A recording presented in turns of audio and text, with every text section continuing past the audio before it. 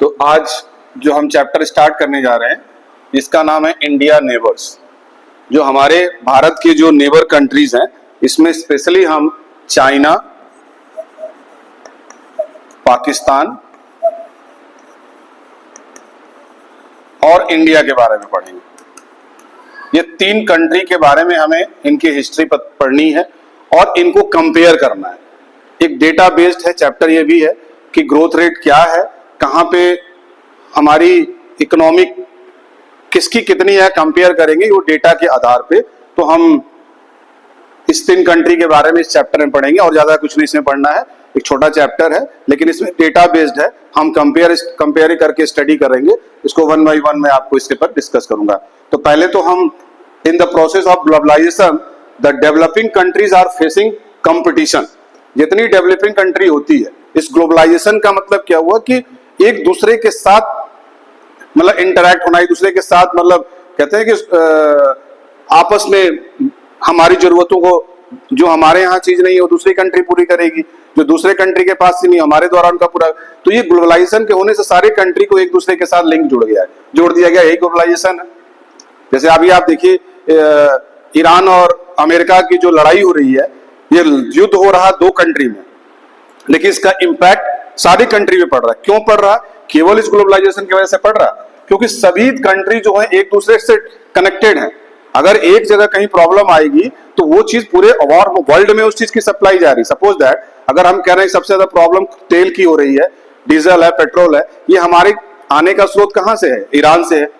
अब ईरान से अगर हमारे सब जो आ रहे हैं, जो मार्ग से आ रहा है वो अगर रुक गया तो केवल हमें ही तो सप्लाई वो नहीं कर रहा है, सारे कंट्री को सप्लाई कर रहा है। तो सारी एक जगह रुकने से, दो देशों के बीच युद्ध होने से सारी कंट्री को फेस करना पड़ रहा है। तो यही कह रहा है कि जितने भी डेवलपिंग कंट्रीज हैं इस ग्लोबलाइजेशन में, ये सब कंपटीशन करते हैं, नॉट ओनली फॉर डेवलप, केवल डेवलप्ड नेशन के लिए नहीं करते हैं, also from other developing nation.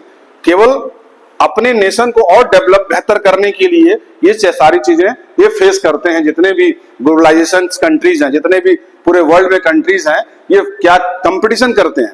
Competition इनमें होता है, कौन कितनी ग्रोथ कर रहा, कौन पीछे चल रहा है, कौन आगे चल रहा, ये सारी चीजें इस ग्लोबलाइजेशन के अंतर्गत होता है।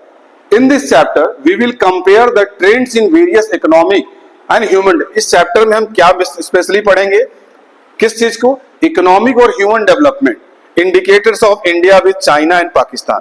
आर्थिक और ह्यूमन डेवलपमेंट, मानव का विकास कितना हो रहा, ह्यूमन डेवलपमेंट और इकोनॉमी, ये दोनों चीज को हम पढ़ेंगे और कंपेयर करेंगे। किससे? हम ये इंडिकेटर्स हैं इंडिया, चाइना और पाकिस्तान से।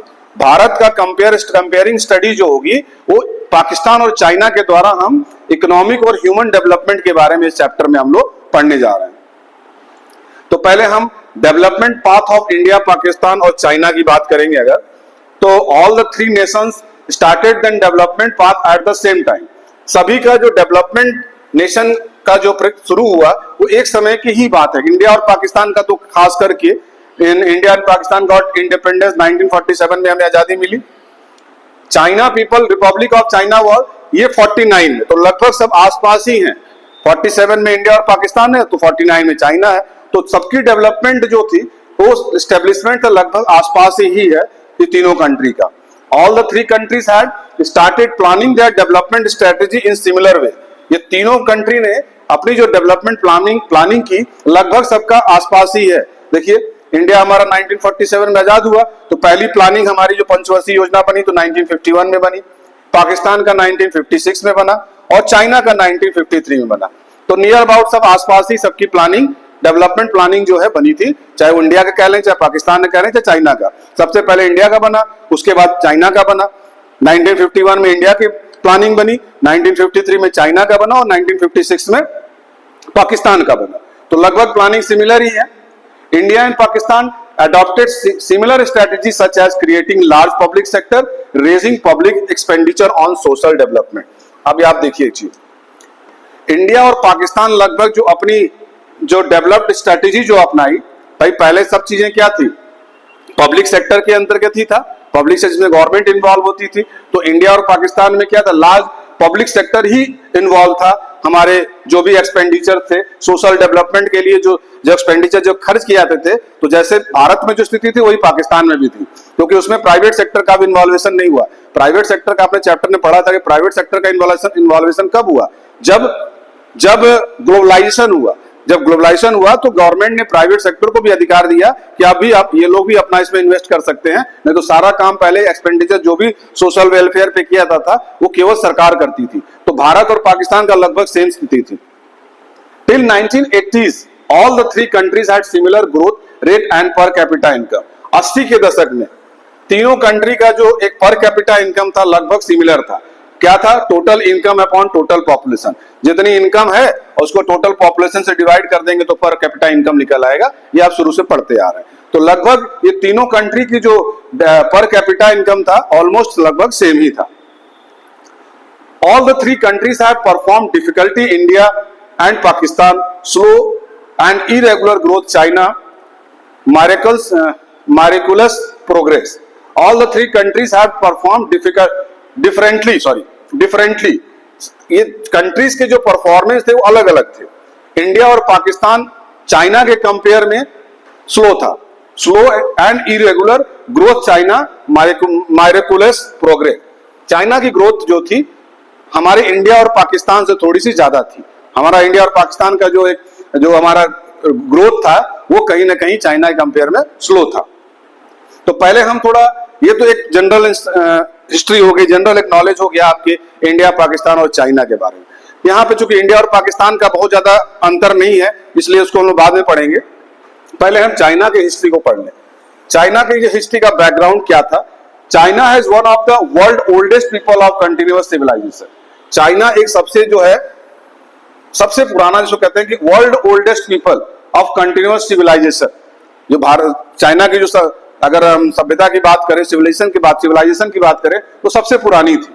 अगर हम इसकी ज्योग्राफी की बात करें कि चाइना स्थित कहां पे है, तो China is situated in eastern Asia. Eastern Asia third largest country in India, largest country in India. ये कहां पे स्थित है? ये ईस्टर्न एशिया में, और ये जो है तीसरा सबसे बड़ा कंट्री है। China has an area of, और चाइना का जो एरिया है जो 9.6 मिलियन स्क्वायर किलोमीटर जो उनका एरिया है, ये ज्योग्राफी कंडीशन बता रहे हैं, ज्योग्राफिकल कंडीशन। पॉपुलेशन अगर लैंग्वेज की बात करेंगे तो 137 मिलियन रैंक जो है फर्स्ट है। और साइनो तिब्बतियन लैंग्वेज यहाँ पे जो ये भाषा बोली जाती है, Sino Tibetan language family language जो होती है। इकोनॉमी की बात करें, ज्यादा इंपॉर्टेंट है। ग्रेट लीप फॉरवर्ड जिसको GLF कहते हैं, कैंपेन जो किया गया, जहां पे पहले माओवादियों का था, मायो जीडोंग एक क्रांतिकारी हुआ करते थे, जो इन्होंने एक कैंपेन चलाया GLF के नाम से 1958 में, मॉडर्नाइज चाइनास इकोनॉमी। चाइना की इकोनॉमी को मॉडर्न करने के लिए इन्होंने एक कैंपेन चलाया जिसका नाम है मायो जियोडोंग। ये नाम कभी कभी पूछता है। और इसका वो कैंपेन कौन सी थी? GIF, यानी GIF की अगर हम फुल फॉर्म बात करें तो GIF का मतलब था great leap forward. GLF campaign उन्होंने चलाया मायो जियोडोंग ने 1958 में चाइना की इकोनॉमी को मॉडर्न करने के लिए। Under this programme people were encourage to set up industries in their backyard. इसमें इन लोगों को, वहां के लोगों को, जिनका नाम बता रहा है कि मायो जियोडोंग जो थे, इन्होंने एक अभियान चलाया, एक कैंपेन चलाया, वहां के लोगों को इनकरेज किया कि जिनके पास जमीन अपने जहां पे रह रहे हैं उसके पीछे का जो खाली जमीन है उस पे लोग इंडस्ट्रीज लगाए। इसके लिए उन्होंने इनकरेज किया। तो encourage people set up industries in their backyard. In rural area communist were started, या कॉम्युनिस्ट मिलजुल कर काम करने के लिए इन्होंने एक चीजें स्टार्ट की। Under this commune system people collectively cultivated land. इनके अंडर में इन्होंने क्या किया कि सारे लोग मिलकर एक जगह काम करें। Under the communist system people collectively cultivate, सब लोग मिलजुल के उस पे काम करेंगे, लैंड पे खेती करेंगे, और जो भी डेवलपमेंट होगा उससे देश का डेवलपमेंट होगा। GLF campaign met with severe drought 1959 to 61 caused havoc in China, killing almost 30 million people। एक यहाँ पे बहुत बड़ा सूखा पड़ा 1959 to 61 में, चाइना में, जिसके वजह से 30 मिलियन पीपल की डेथ हो गई।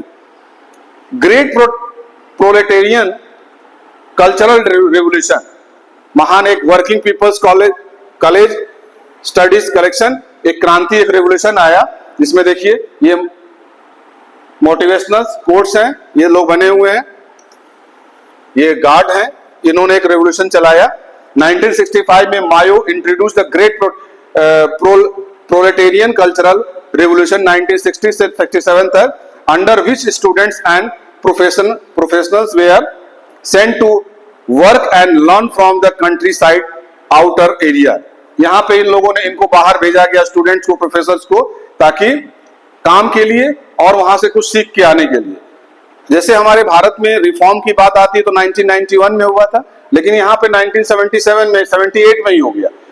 जब प्रॉब्लम आती है तो कहीं ना कहीं रिफॉर्म होगा। तो हमारे भारत में भी जब प्रॉब्लम, एक आर्थिक मंदी हुई, तो यहाँ पे एक नया रिफॉर्म हुआ 1991 में, लेकिन चाइना में रिफॉर्म कब हुआ था? 1978 में। First phase reforms were initiated in agriculture. पहला फेज जो हुआ रिफॉर्म में वो agriculture, foreign trade and investment sector, ये दो क्षेत्र में ये पहला रिफॉर्म लाया गया। एग्रीकल्चरल, फॉरेन, क्योंकि जो खेती होगी वो ट्रेड के माध्यम, ट्रेड उसमें किया जाए, फॉरेन ट्रेड किया जाए, और इन्वेस्टमेंट सेक्टर में एक बहुत बड़ा रिफॉर्म लाया गया। In the later phase reforms were initiated. पहला फेज में तो केवल एग्रीकल्चर में और इन्वेस्टमेंट में लाया गया, रिफॉर्म लाया गया चाइना में 1978 में। लेकिन दूसरे फेज में इंडस्ट्रियल सेक्टर में एक रिफॉर्म लाया गया कि ज्यादा से ज्यादा इंडस्ट्रीज को लगाया जाए और इससे कंट्री का डेवलपमेंट किया जाए। चाइना की एक dual pricing in the reform process. देखिए, the reform process involve dual pricing, the fixing of prices in two ways. आपने देखा होगा कि जो प्राइस का जो रेट डिसाइड करता है, तो या तो सरकार करती है और नहीं तो टोटली मार्केट पे डिपेंड करता है। आपने पढ़ा था डिमांड एंड सप्लाई में कि डिमांड और सप्लाई जब एक जगह दूसरे जगह इंटरसेक्ट करते हैं तो वहीं पे प्राइस, इसको मार्केट फोर्स कहते हैं, वहीं प्राइस का निर्माण होता है। तो यहाँ पे ड्यूअल, इसको टू वे बताया कि farmers and industries unit were required to buy sell fix quantities of input and output on the basis of prices fixed by the government.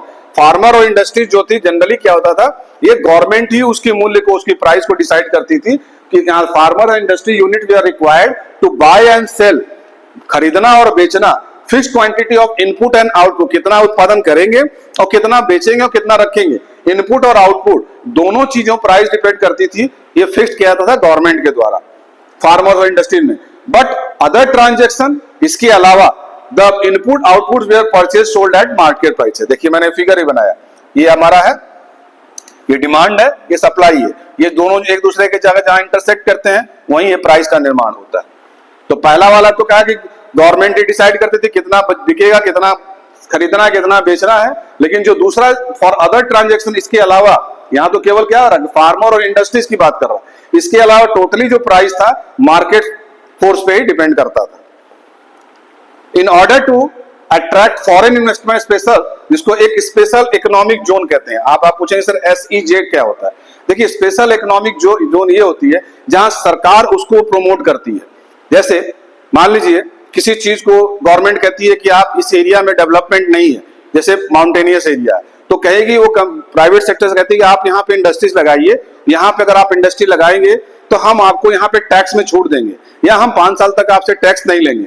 तो इसका पर्पज, इसके पीछे ये होता है कि वहां पे अगर वो इंडस्ट्री डेवलप होगी या सेटअप होगी तो वहां पे लोगों को रोजगार मिलेगा, रोजगार मिलेगा तो खुशहाली आएगी, लोग के इनकम बढ़ेगी, उनकी इनकम बढ़ेगी तो देश की इनकम बढ़ेगी। तो जिसको हम स्पेशल इकोनॉमिक जोन कहते हैं।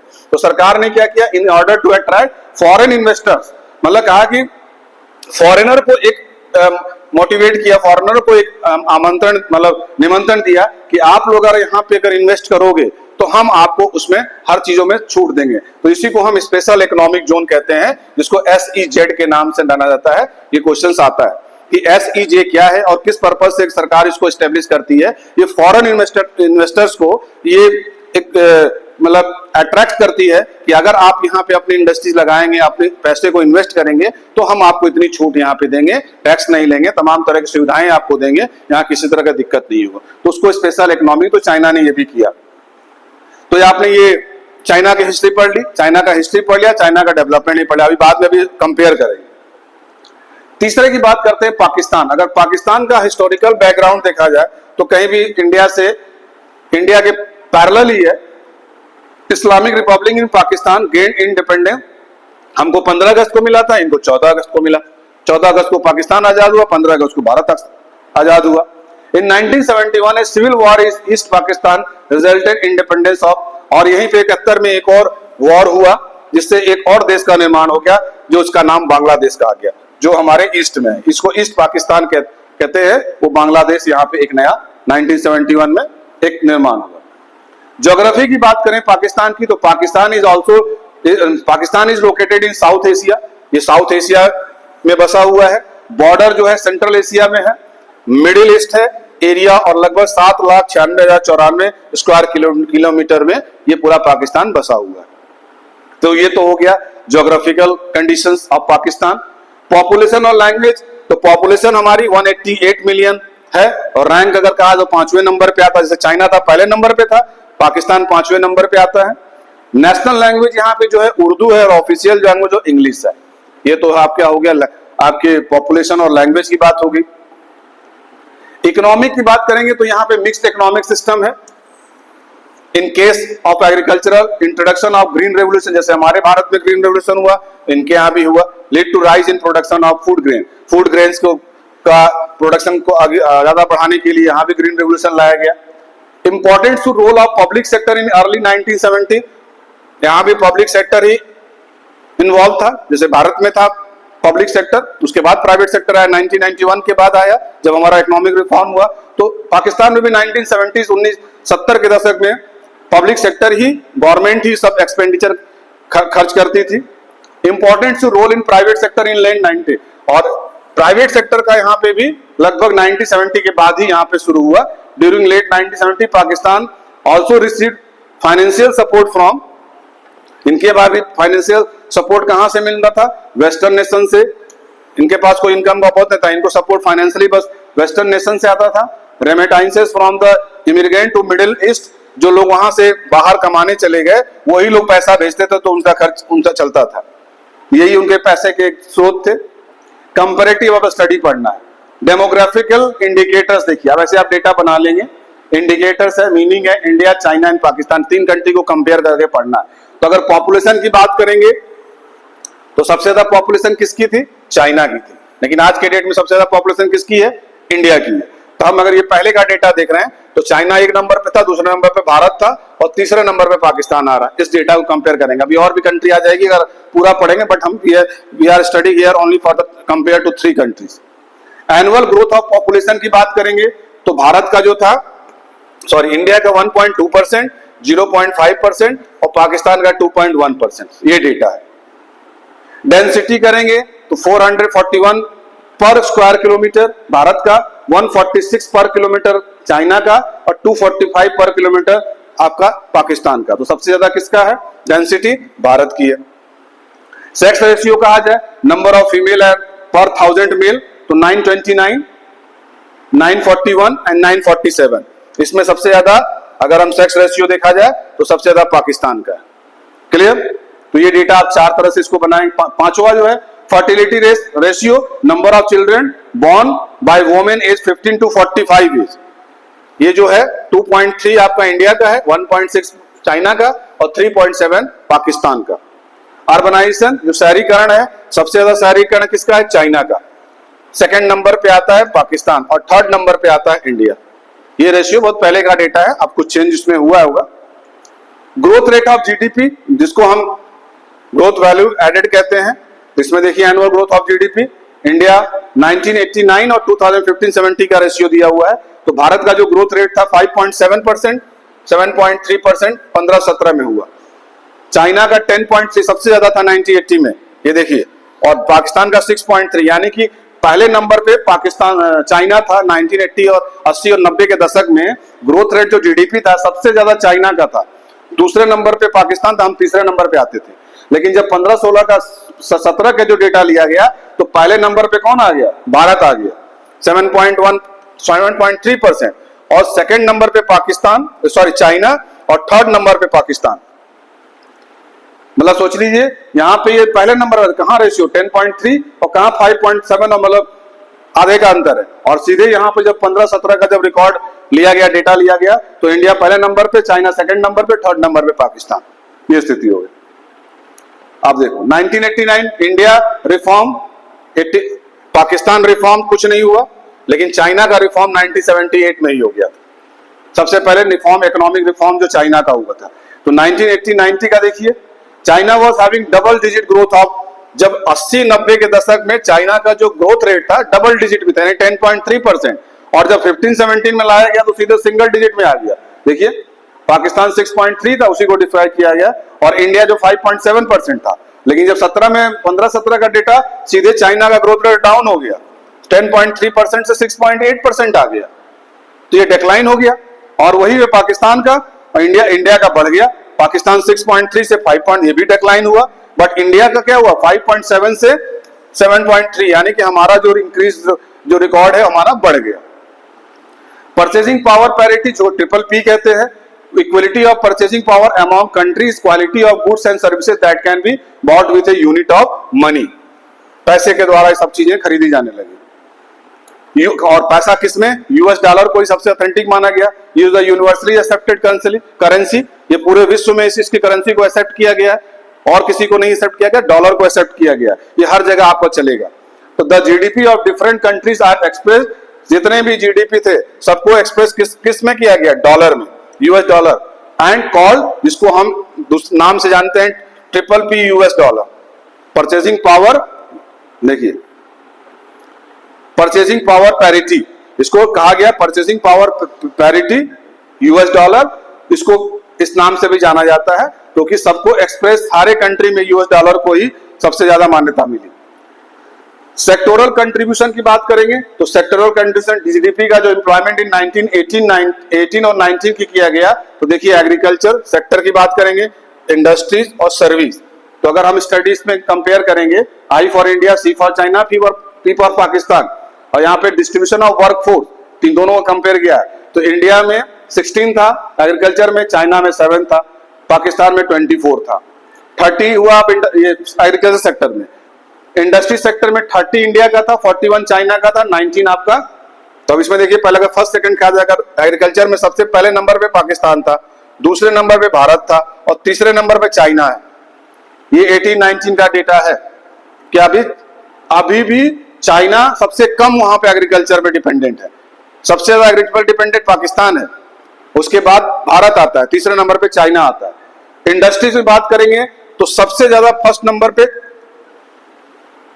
चाइना आता है, क्योंकि चाइना में जो आपका नाम अभी बताया था, उन्होंने क्या किया था, उन्होंने इंडस्ट्री सेक्टर को बढ़ाने के लिए एक अभियान चलाया, कहा कि अपने बैकवर्ड एरिया में आप छोटे छोटे इंडस्ट्रीज बनाइए, जितना इंडस्ट्रीज आप बनाएंगे उतनी हमारी देश की ग्रोथ होगी। तो चाइना पहले नंबर पे, दूसरे नंबर पे भारत है, और तीसरे नंबर पे पाकिस्तान है इंडस्ट्री सेक्टर में। सर्विस सेक्टर की बात करेंगे तो पहले नंबर पे सर्विस में आएगा पाकिस्तान, दूसरे नंबर पे भारत, और तीसरे नंबर पे चाइना, ये रेशियो है। और वर्कफोर्स की बात करेंगे तो इंडिया में एग्रीकल्चर में सबसे ज्यादा काम करने वाले इंडिया में अभी भी एग्रीकल्चर में सबसे ज्यादा है, दूसरे नंबर पे पाकिस्तान, तीसरे नंबर पे मैंने कहा जहां लोग काम करते हैं वर्कफोर्स ने समझाया था चैप्टर में ना, कि जो करना चाहते, जिनके पास काम भी है और करना भी चाहते हैं। तो देखिए तीसरे नंबर पे चाइना है। इंडस्ट्रियल में अगर बात करेंगे वर्कफोर्स की, काम करने वाले जो लोग हैं, तो सबसे ज्यादा काम करने वाले चाइना में है, दूसरे नंबर पे भारत है, तीसरे नंबर पे पाकिस्तान है। और सर्विस में सबसे ज्यादा सर्विस सेक्टर चाइना में लोग काम करने वाले हैं जो ऑफिशियली काम करते हैं, दूसरे नंबर पे पाकिस्तान आता है, और अभी भी इंडिया जो तीसरे नंबर पे है। ये 18 और 19 का डेटा है। तो ये आप एक वर्क डिस्ट्रीब्यूशन आपने यहाँ पे देख लिया, contribution of sectoral contribution, primary, secondary और टेरिटरी, यानी एग्रीकल्चरल, इंडस्ट्रियल और सर्विस सेक्टर का डिवीजन जो किया कंट्रीब्यूशन का, वो ये आपका डेटा आपके सामने मैंने प्रस्तुत किया। In all the three countries, the service sector is emerging as a major player of development. It contributes more the GVA and at same time emerges a prospective employer. सबसे ज्यादा नौकरी ये जो है 3 कंट्री में सर्विस सेक्टर सबसे ज्यादा वो किया है, emerging as a major player of development. It contributes more to GVA, यानी कि gross value added at the same time. Prospect सबसे ज्यादा नौकरी और एम्प्लॉयर को इसमें मिला है। Pakistan was faster in shifting its workforce to service. Pakistan की सबसे ज्यादा इसमें है वर्कफोर्स जो है सर्विस सेक्टर में सबसे ज्यादा हुआ है दैन इंडिया और चाइना के कंपेयर में। पाकिस्तान में सबसे ज्यादा सर्विस जो शिफ्ट हुआ है सर्विस सेक्टर में सबसे ज्यादा पाकिस्तान में हुआ है compare to China and India. In last 5 decades the growth of agriculture sector has declined in 3 countries। 5 दशक में अगर देखा जाए तो जो एग्रीकल्चर सेक्टर है तीनों कंट्री में कहीं ना कहीं नीचे चला गया। Decline in all 3 countries. Conclusion: China growth is mainly contributed by manufacturing sector and India growth by service sector. China जो है बहुत मेनली जो है किसमें मैन्युफैक्चरिंग, क्योंकि वहाँ इंडस्ट्रीज पे ज्यादा फोकस किया गया तो वो क्या मेनली कंट्रीब्यूटर उसका सबसे ज्यादा किसमें मैन्युफैक्चरिंग सेक्टर में है। और भारत का जो सबसे ज्यादा अगर ग्रोथ है तो वो है सर्विस सेक्टर में। ये इसका कंक्लूजन निकलता है। हाउएवर लेकिन Pakistan has shown declaration in all 3 sector during last 3 decades। लेकिन पाकिस्तान ने ये क्या शो किया डिक्लेयर किया ये तीनों 3 सेक्टर्स ड्यूरिंग लास्ट 3 decades इसमें चीजों को शो किया गया। अब आता है ह्यूमन डेवलपमेंट इंडिकेटर्स। अब ह्यूमन डेवलपमेंट क्या है? ह्यूमन डेवलपमेंट जिसको इंडेक्स कहते हैं। तो अगर हम ह्यूमन डेवलपमेंट की बात करेंगे तो इसमें इंडिया जो है 0.645, फर्स्ट नंबर पे चाइना है और दूसरे नंबर पे आपका इंडिया है, तीसरे नंबर पे पाकिस्तान है। एसडीआई रैंक अगर निकालेंगे तो पहले नंबर पे कौन है आपका इंडिया, पहले नंबर पे पाकिस्तान है।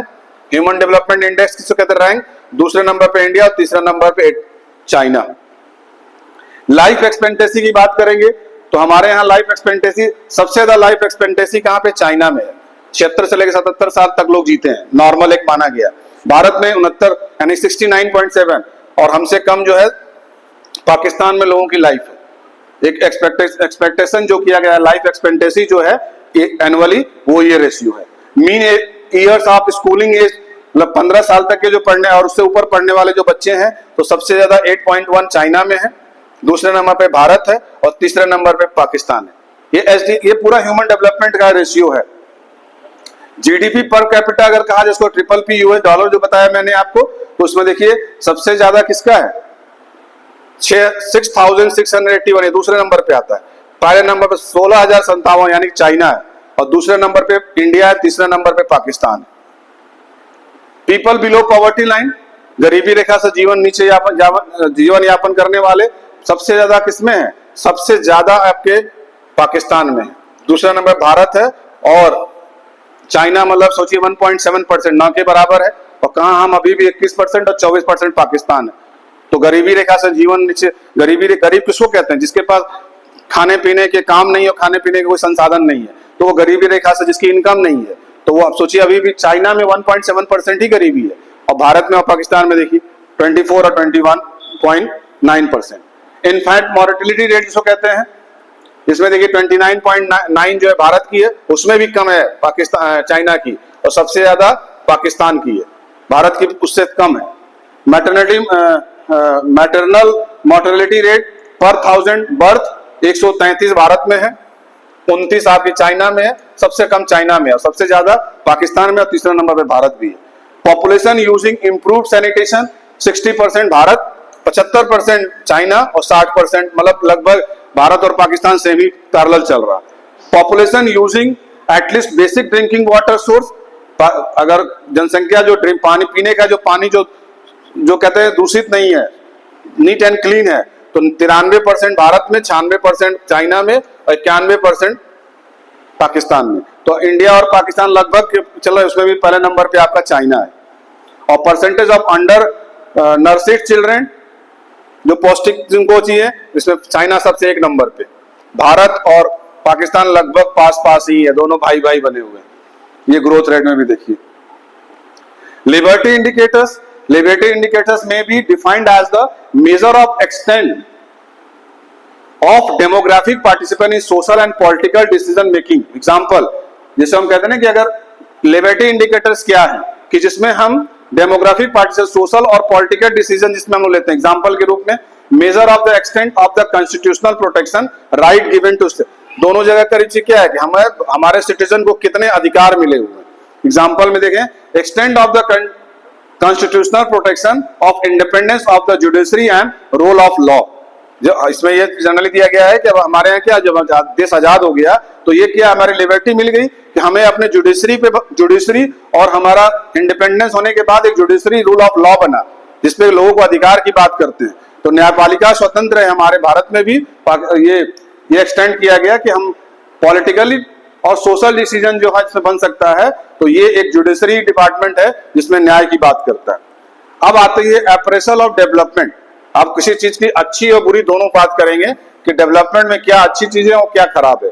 तो स्ट्रेटेजी अगर हम चाइना की पहले बात करें तो China did not have any compulsion to introduce reform like India and Pakistan. यहाँ पे कोई कंपल्सरी नहीं है चाइना में, not a compulsion to introduce reform like India. जैसे भारत और पाकिस्तान में इंट्रोड्यूस किया गया इकोनॉमिक रिफॉर्म को, तो ऐसा कोई वहां पे कंपल्सन नहीं था। But some adverse situation of the economy prior to 1978 force China go to reform. लेकिन 1978 में एक ऐसी स्थिति आई जहां पे ये रिफॉर्म की सिचुएशन क्रिएट हुआ। Pre reform period there had been massive extension of basic health services in rural area. इसमें क्या चीजें हुआ, जो बेसिक हेल्थ से रिलेटेड जो था रूरल एरिया में, वो चीजों को यहाँ पे एक्सटेंशन दिया गया। Through common system there are more equitable distribution of food grain. अब यहाँ पे कॉमन सिस्टम में सबको बराबर फूड ग्रेन्स मिले, इक्विटेबल। डिस्पाइट जीएलएफ जो मैंने कहा indicate per capita output in 1970 was same as it was in mid 1950, same रहा। In 1978 the government of China was not satisfied with the slow pace of economic, they felt that Maoist vision had failed as a result reform were introduced। क्योंकि जो पहले उनका जो अभियान चला था उससे वो वहां की गवर्नमेंट उससे सेटिस्फाइड नहीं थी कि बहुत धीमी गति से चल रहा, तो उन्होंने फिर 1978 में रिफॉर्म को इंट्रोड्यूस किया वहां की गवर्नमेंट ने। और पोस्ट रिफॉर्म, ये पहले की बात कर रहा है, प्री रिफॉर्म और पोस्ट रिफॉर्म जब 1978 के बाद हुआ तो क्या हुआ था, various reform, rapid growth in China. जब रिफॉर्म हुआ 1978 के पहले बहुत स्लो गति से चल रहा था, तो इसलिए वहां की सरकार सेटिस्फाई नहीं हुई, तो उन्होंने क्या किया 1978 के बाद, जिसको हम पोस्ट रिफॉर्म पीरियड कहते हैं, बहुत तेजी गति से चाइना का डेवलपमेंट हुआ रिफॉर्म्स में। Each reform major was first implemented at a smaller level of then extended on massive scale. उसके बाद उन्होंने क्या किया, इंडिविजुअल सबको छोटे छोटे काम खेत दे दिए गए। पहले कहता है कि सब लोग कलेक्टिवली भी खेती करते थे, यहाँ पे जब 1978 के बाद जब रिफॉर्म हुआ चाइना में, तो वहां पे छोटे छोटे लेवल पे सबको एक्सटेंड कर दिया गया ग्रोथ करने के लिए। Development of infrastructural facilities the area of education and health, ये दो चीज को डेवलप किया, एजुकेशन और हेल्थ, ये दो मेन होता है किसी भी कंट्री को डेवलप करने के लिए। Improving social income indicators, agriculture reform में मैंने बताया है कि वो number of poor people, prosperity to vast number of poor people, ये आपका चाइना की कंडीशन थी रिफॉर्म होने का। पाकिस्तान में क्या हुआ, in Pakistan the reform process led to worsening of all the economic indicator compared to 1980 growth rate of GDP, its sectoral contribution decreased in 1990. The proportion of poor in 1960 was more than 40%, which declined to 25%। 40% से घट के कितना हो गया, 25% हो गया। और 1980 में जब इसको राइज करके 1990 तक was started rising again, फिर ये बढ़ने लगा। 40 से जब 25 हुआ और 1980 के बाद जब फिर से ये बढ़ के 1990 में राइज किया। रीजन क्या था, reason for slow down of growth, emergency of poverty, agricultural growth and food supply situation was based on good harvest and not an institutional process of technology. क्यों नहीं बढ़ रहा था, क्योंकि उनके पास टेक्नोलॉजी नहीं थी, गुड हार्वेस्ट नहीं थे, अच्छे इंस्टीट्यूशनल प्रोसेस नहीं थे, टेक्नोलॉजी नहीं थी, इसकी वजह से इसकी ग्रोथ जो थी स्लो थी। In Pakistan most of the foreign exchange earning same from remittance, Pakistan के पास पैसा का कोई साधन नहीं था, केवल जो बाहर जो लोग काम करने गए वो जो पैसा भेजते थे वही केवल था। Remittances for worker in middle east and export are highly volatile. Export नहीं, हम लोग क्या कहते हैं, बहुत सी चीजें हम लोग एक्सपोर्ट करते हैं तो हमको उससे भी पैसा आता है, इनकम आता है। तो वहां पाकिस्तान में स्थिति थी कि जो लोग बाहर कमाने गए हैं वही जो पैसा भेजते थे वही एक इनकम थी, अदरवाइज कोई एक्सपोर्ट सामान वहां कोई प्रोडक्ट बन के एक्सपोर्ट की कोई स्थिति, एक्सपोर्ट्स आर हाईली वोलेटिल, वहां पे इस तरह की चीजें नहीं थी। There was growing dependence on foreign loans on one hand and increasing difficulty in paying back the loans on the other। उनके पास और टोटली क्या था, फॉरेन लोन लिया, अब जब पैसा है नहीं तो उसको भरेंगे कैसे, तो loans in one hand, increasing difficulty, अब उसको भरेंगे कैसे, उसको पे कैसे करेंगे, इन paying back the loans on the others. इसलिए however during the last few years Pakistan has recovered in its economic growth and has been sustaining। और इसका नतीजा क्या हुआ, लास्ट फ्यू ईयर से पाकिस्तान जो किसी तरह से रिकवर कर रहा है जिससे कि वो सस्टेन बना रहे। तो ये पूरी हिस्ट्री आपकी स्टोरी हुई इंडिया, पाकिस्तान और चाइना की, जो इनकी ये इंडिकेटर्स के माध्यम से, ये सारे डेटा के माध्यम से हमने आप इस चैप्टर को एक्सप्लेन करने की कोशिश की है। मुझे लगता है कि इतनी चीजें आपको समझ में आ गई होगी। तो अब ये पूरी चैप्टर आपका खत्म हो गया। माइक्रो तो पहले ही कर दिया था, और आज आपका इंडियन इकोनॉमिक भी पूरी तरह से समाप्त हो गया। आपको मैं समझता हूं कि सब चीजें समझ में आ गई होगी, और अगर कोई चीज ऐसी प्रॉब्लम होती है तो आप अपने इस लिंक पे आप मैसेज कर सकते हैं, कहीं पे भी कोई अगर डाउट्स है तो। Thank you very much.